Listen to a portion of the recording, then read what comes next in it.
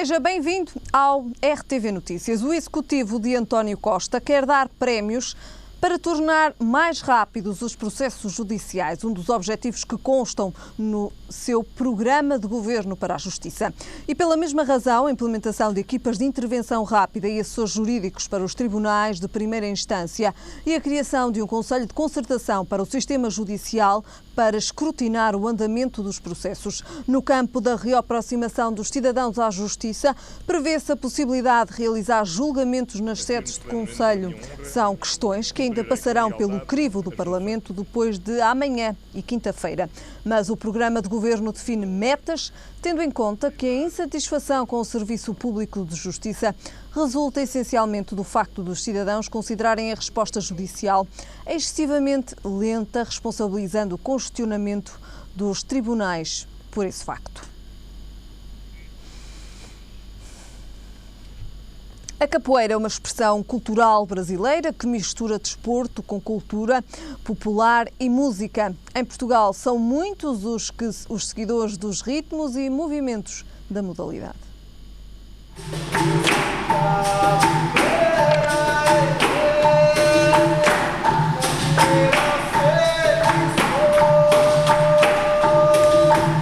Isto aqui temos vindo a Panoramando. Estamos agora a ver.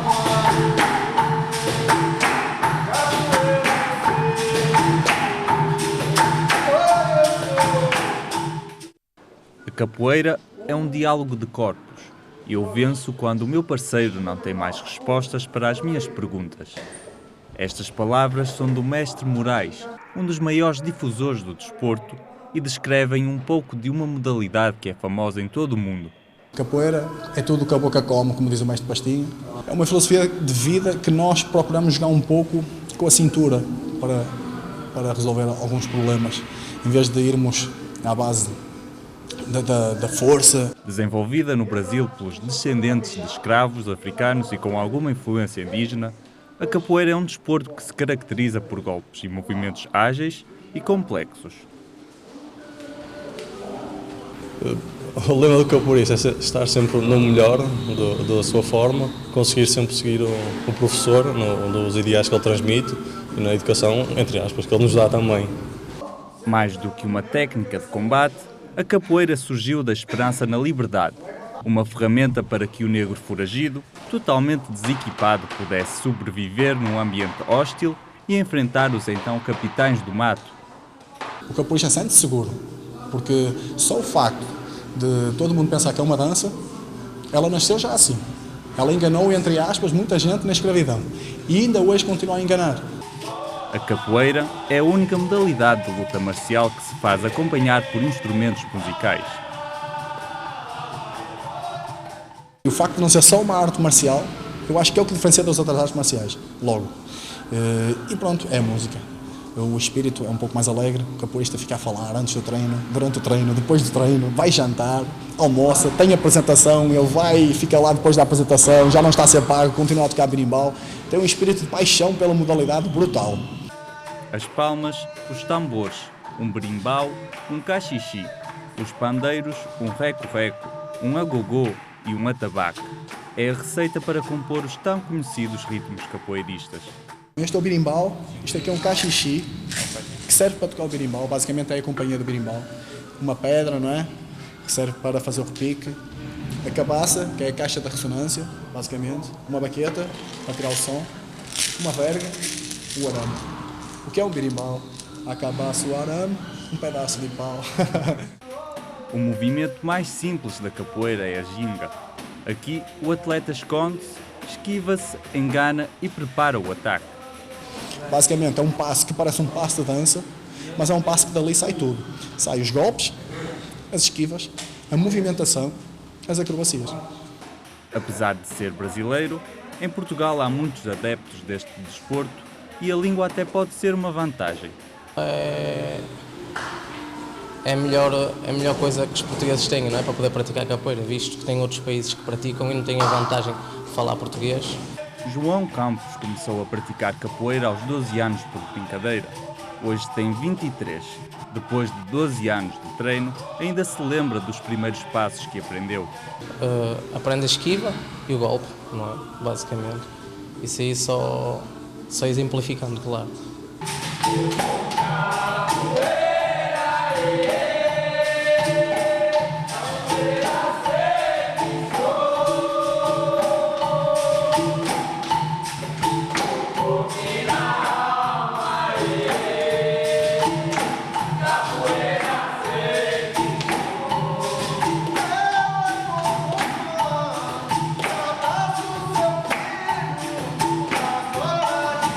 Nós precisamos todos os dias de motivação para treinar.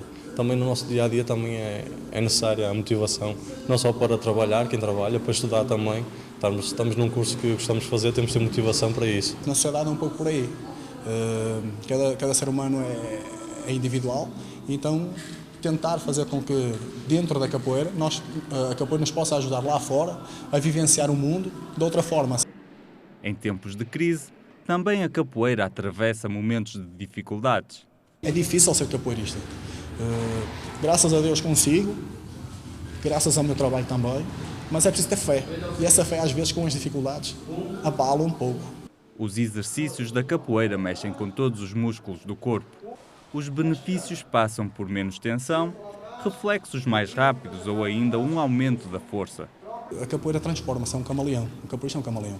Dentro da academia joga de um jeito, num dia de festa, que é convidado para, sei lá, para um aniversário, para uma junta de freguesia, qualquer coisa, faz outro tipo de jogo. Um desporto que até já foi ilegal, a capoeira sofreu uma violenta repressão nos anos de 1830. 100 anos depois, a luta foi apresentada ao então presidente do Brasil. Ele gostou tanto que transformou em desporto nacional. E é por isso que hoje qualquer um pode gingar ao som do berimbau. A capoeira é para todos, para homem, menino e mulher.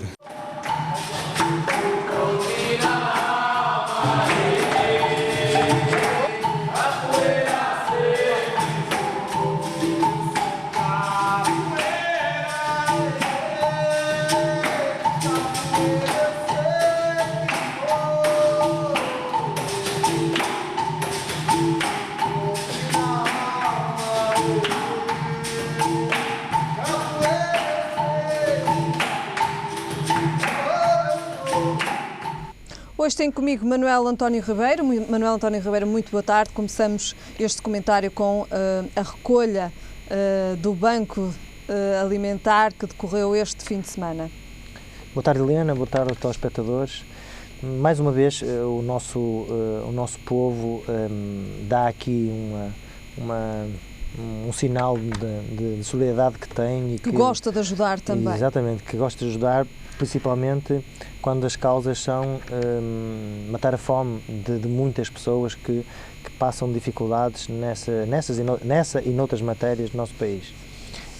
E é importante dizer que são 42 mil que estiveram envolvidos nesta causa, 42 mil cidadãos que, a troco de nada, simplesmente para ajudar, conseguiram com que esta recolha sortisse em 272 mil toneladas, próximas de 230 mil, ou seja, nós estamos a falar em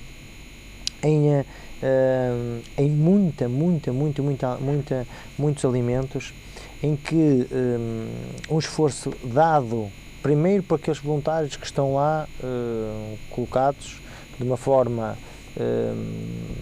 gratuita, de uma forma voluntária, de fazer recolha. Mas também há aqui um esforço porque todos estes alimentos são pagos 100%, repito, 100% pelos cidadãos, ou seja, todas as pessoas que compram esses alimentos e depois os entregam na saída das grandes superfícies são pagas e são suportadas 100% por elas. Ora, um esforço para essas pessoas.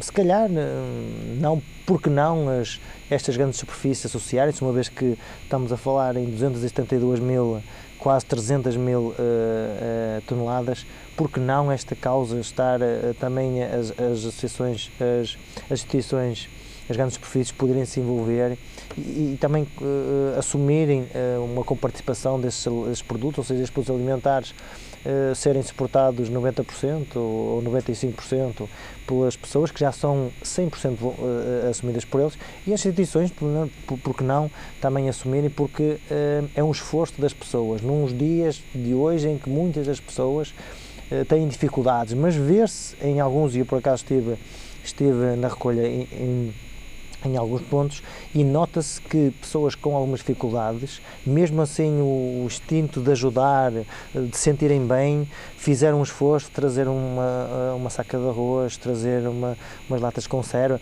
para poder ajudar, para dizer, bem, olha, eu ajudei, até muitas das vezes dar o exemplo aos filhos que devemos ajudar quem fome passa, por exemplo. Ora, e acho que poderia existir aqui, porque estamos a falar em quase 300 toneladas de alimentos, há aqui uma transação considerável em termos de faturação, e que poderia eventualmente, até num controle das caixas, se eventualmente for para o Banco Alimentar, ter algum tipo de desconto. Acho que era essa nota que eu gostava de deixar, e por último dizer que os portugueses são solidários. Prova essa de que chega a esta altura, primeiro por a época natalícia que se aproxima e que, pronto, realça mais os sentimentos das pessoas e a necessidade também destas campanhas. E a necessidade, ou seja, realçar de que este trabalho é feito para ajudar pessoas que, pelas mais variadas razões, falta de emprego, por falta de família, por etc., por não terem uma casa e vivem o sem-abrigo, e poderem ter, pelo menos nesta altura do ano, poder terem uma alimentação mais saudável e poderem ter alimentação. Alguns deles é mesmo poder ter alimentação, independentemente até da questão de ser saudável ou não. Ou seja, é importante e vale a pena realçar o espírito português, que digamos que tantos, ao longo dos anos, tem vindo, quer em número de voluntários, quer em nome de produtos doados pelos portugueses. Muito bem. Manuel António Ribeiro, passamos agora para outra questão, passamos agora para a Cimeira do Ambiente, que está então a decorrer e na qual António Costa, primeiro-ministro português, não irá falar. Não vai falar o nosso primeiro-ministro porque a inscrição não chegou a tempo. O que é importante referir, e aqui deixo 2 ou 3 notas que acho que vale a pena refletir. A primeira nota é que nós, em 2013, tivemos 432.000 mortes prematuras devido à contaminação do ar. Ou seja, quando nós estamos a falar em estes cerca de 400.000 mortes, isto são valores consideráveis. Ora, eu acho que, e quanto mais se empurrar, quanto mais se adiar uma realidade que é visível, já não digo sentida, nem respirada, pior vai ser para as próximas gerações, quer para as nossas, quer para as próximas que vão vir. E eu digo para as nossas porque nós, à medida que ficamos cada vez mais idosos, o nosso organismo fica mais debilitado, e se eventualmente o ar que a gente respirar cada vez estiver mais poluído, então mais existirá aqui uma aceleração dos nossos problemas de saúde. Ora, eu confesso que eu acho que nesta cimeira,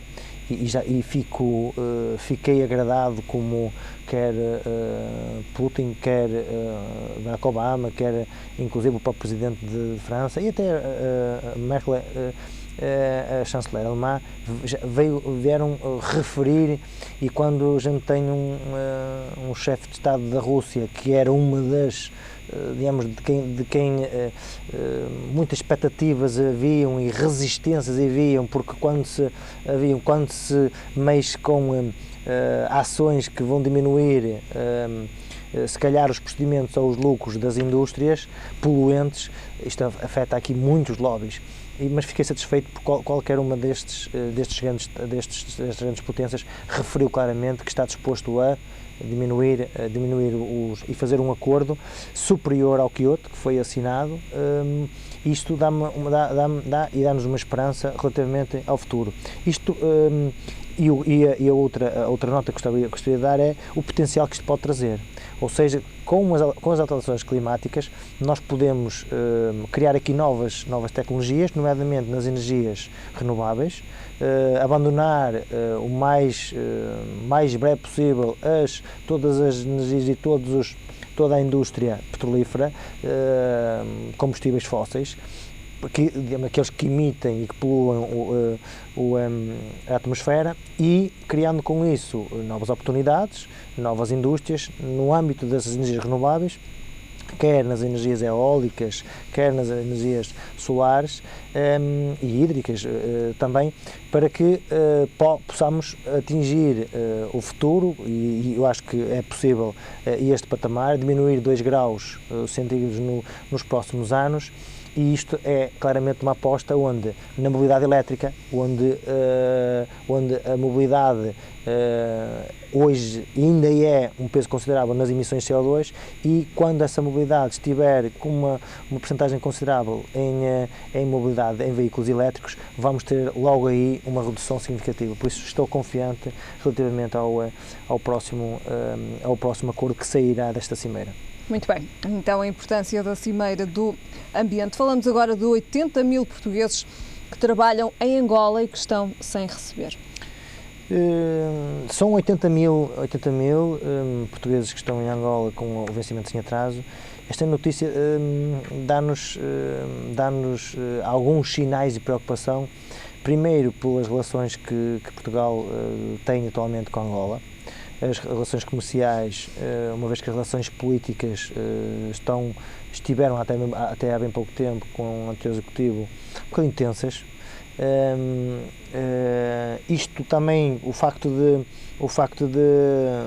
digamos, desta relação não ser a melhor, isto também leva a que a falta de oportunidades no nosso país, os nossos portugueses... É um dos locais de eleição.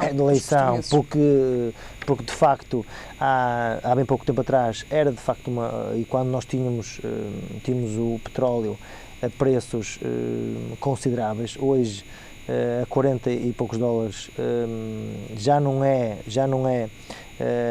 promove o desenvolvimento e o investimento que Angola promovia há uns tempos atrás. E isto traz o quê? Vem ao encontro do que nós falávamos há bocadinho, ou seja, as nações que tiverem dependentes das indústrias petrolíferas e muito dependentes, quando digo dependentes, mas muito dependentes, correm estes riscos, ou seja, se não tiverem alternativas. E Angola, eu acho que tem um potencial agora, uma vez que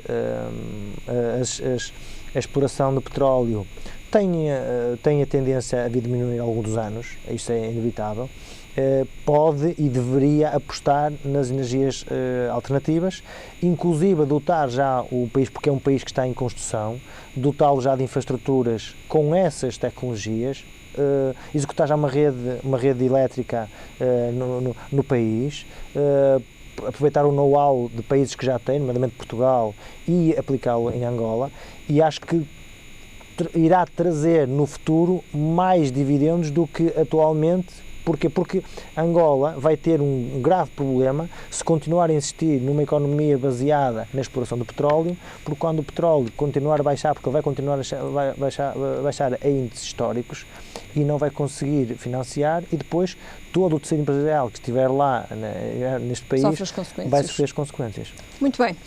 Falamos agora, Manuel António Ribeiro, de desporto. Desporto, nós temos futebol. Parabéns antes de mais à nossa equipa a Seleção Nacional de Futsal Feminino, pelo 4º lugar alcançado. Sobre futebol, a primeira baixa, uma outra baixa, Petit, abandonou o cargo de treinador do Boa Vista. Depois do jogo frente ao Vitória de Guimarães. Embora com alguma infelicidade do Boa Vista e felicidade do Guimarães, no futebol é isto, a felicidade de uns é a infelicidade de outros. acabou por mandar um cargo que desempenhou muito bem no Boa Vista, porque com os recursos que ele tinha, financeiros escassos, Parques acho que conseguiu fazer um trabalho extraordinário no ano passado e este ano assim também para lá caminhava. Não é fácil fazer omeletes sem ovos e o Petit conseguiu pôr Boa Vista, quer na Primeira Liga, quer inclusive ano passado manter. Por isso um grande desafio para a atual direção do Boa Vista arranjar alguém com o perfil de Petit que consiga manter a equipa na Primeira Liga. O Porto, uma nota de que se Casilhas, uma vez que Casilhas no jogo anterior comprometeu, este jogo foi sem dúvida, salvou, eu acho que o treinador do Futebol Clube do Porto, de críticas, já para não falar na estrutura, mas de críticas do Futebol Clube do Porto, não convence, continua... O Futebol Clube do Porto começou bem a época, o que é que se passa nos últimos jogos? O que é que se tem passado nos últimos jogos? Eu acho que o Porto, eu não diria que o Porto começou bem, eu acho que o Porto cumpriu, porque ganhou com pouca, se repararmos, não há consistência, não há ali uma continuidade de resultados positivos, ou seja, tu muito bem pode dizer que teve 18 jogos sem perder, ok, mas são 18 jogos que eram obrigados a ganhar e se calhar quando havia aquele jogo que deveria não ter perdido, que é o caso de quarta-feira passado, da Liga dos Campeões, não devia ter perdido, acabou por perder. Ora, e eu acho que é aqui que está a falhar, porque corre o risco do Porto fazer um campeonato em que, sim senhora, ganhou muitos jogos, perdeu muito poucos, só que perdeu aqueles que não devia perder. E correr o risco de acabar com o ano passado numa competição, numa competição num ano inteiro não conseguir um único troféu. Ora, pode correr o risco de fazer ciclos muito positivos, 18 jogos com recordes inclusive, 18 jogos sem perder, semanas sem perder, e o problema é que chegar àquele jogo que não deveria perder e perdê-lo e perder essa respectiva competição. Por isso, acho que o Porto, por exemplo, se domingo o Casilhas não defende aquele penalti e o Porto empata com Tondela, é um atraso considerável para o Porto. Estou convencido que o Sporting hoje ganha ao Belenenses e Jorge Jesus irá manter esta distância. Aliás, até poderia aumentá-la se o Porto tivesse empatado. De realçar que, para quem não queria, no caso de Jesus, dar importância à Liga Europa, acaba por fazer um resultado histórico notável e de referir que, para aqueles que o criticavam de que era um treinador que não apostava na formação, erradamente, com 6 atletas vindo da formação de Sporting, ou seja, com 6 atletas da formação, faz aquele resultado histórico e relança o Sporting na Liga Europa. Não põe de parte, porque o próximo jogo é em casa, se vencer o próximo jogo, poderá inclusive continuar na Liga Europa. E estando na Liga Europa, não sei se o Sporting até onde é que não pode ir. O Jorge Jesus até pode inclusive ter que engolir as suas palavras quando disse aqui há bem pouco tempo que tão cedo nenhum treinador português voltaria a chegar a uma final de uma competição europeia. Se calhar ele até pode correr o risco de lá chegar e depois abrir uma exceção, dizer que não era ele, que exceto ele. De facto, voltando um pouco atrás ainda no Futebol Clube do Porto, e uma última questão, a massa associativa começa de facto a querer melhores e mais resultados por parte do Futebol Clube do Porto? Exatamente, ou seja, o risco pode existir e apesar das críticas do Executivo do Futebol Clube do Porto, referir-se de que o Fernando Santos não poupou os jogadores, também temos que ter aqui dois pesos e medidas, porque há bem pouco tempo o Executivo dizia que o Porto, há muitos anos, em que não convocou o jogador A, o jogador B, o Vitor B não foi convocado, ou seja, os clubes não podem reclamar, quer dizer, se não são convocados é porque estão-se aposticados, porque não são convocados e não entram na montra mundial. Se são convocados porque a seguir jogam, têm muitos jogos nas pernas, ou seja, o treinador tem que jogar alguém. Se o treinador, o selecionador é soberano, os jogadores têm que estar, quando há uma seleção, têm que estar disponíveis para jogar com a seleção. E eu acho que mesmo este ruído, eu acho que é um desvio, é alguém que está, ou seja, é um desvio para que as críticas ao Executivo possam passar, digamos, disfarçadamente. Agora, o Executivo tem, e eu acho que o Lopetegui já tem tolerância zero. Ou seja, a margem de erro do Lopetegui é zero, não é, até abaixo de zero. Aproxima-se o jogo também com o Chelsea? Ou seja, e que provavelmente o Porto, não estou a ver o Porto ir a ganhar a Chelsea, por exemplo, não estou a ver. Portanto, se fizesse era um feito histórico. Como não estou a ver, a Liga dos Campeões vai cair. Quando tinha feito um percurso, cá está, um percurso extraordinário. E naquele jogo em que não podia perder, ele acaba, nem sequer no empate, acabou por perder. Cá está. As decisões fulcrais, o Lopetegui não consegue ter a equipa de forma a criar toda a energia para que neste dia, meus senhores, o que está para trás está feito e este dia é que nós não podemos falhar. E o problema é que já aconteceu na época passada, nos dias em que não podiam falhar, em que a tolerância era mínima ou zero, não conseguiu pegar no grupo e dizer assim, e passar aquele obstáculo. Ora, corremos, e a entidade, digamos, a comunidade portista corre o risco de voltar a ter uma época se eventualmente não for alterado alguns procedimentos. E o Lopetegui teve, na minha opinião, no último jogo da Liga dos Campeões, um erro. Foi André devia ter jogado de início e não jogou de início. Ora, são estas decisões que estão tomadas pelo Lopetegui, têm sido discutidas pela comunidade portista e os adeptos começam, e que se eventualmente ele escorregar no campeonato e o Sporting avançar ainda mais na diferença de pontuação, ele começa a ter muitas dificuldades e não chega só a dizer nas conferências de imprensa, dizendo que os adeptos são soberanos. A opinião dos adeptos são soberanos. Não chega, porque os adeptos são soberanos, mas a pressão é de tal forma que ele se não colher frutos, se ele não apresentar resultados, corre o risco, põe em risco a direção do Futebol Clube Porto, os responsáveis do Futebol Clube Porto, em ter inclusive de pensar na sua instituição, caso eu não consiga resultados que são esperados, porque o investimento este ano, o ano passado a ideia era de que era um investimento, era o primeiro ano, um plano de adaptação, este ano já não é adaptação, este ano tem que apresentar resultados.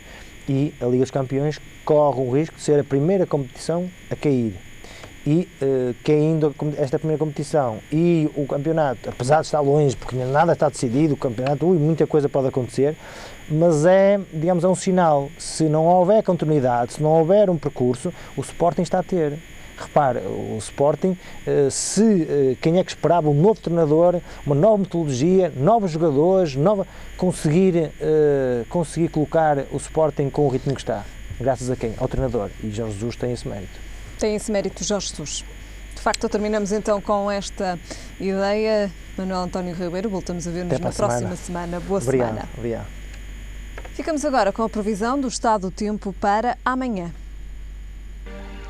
É então esperado céu geralmente pouco nublado, apresentando temporariamente períodos de maior nebulosidade, em especial nas regiões do litoral oeste. Quanto a temperaturas, o Porto espera uma mínima de 8 graus e uma máxima de 17. Em Lisboa, a mínima será de 9 graus e a máxima de 18. E em Faro, a mínima será de 14 graus e a máxima de 19. É tudo por agora. Já sabe, a informação está de regresso mais logo. Até lá, fique bem.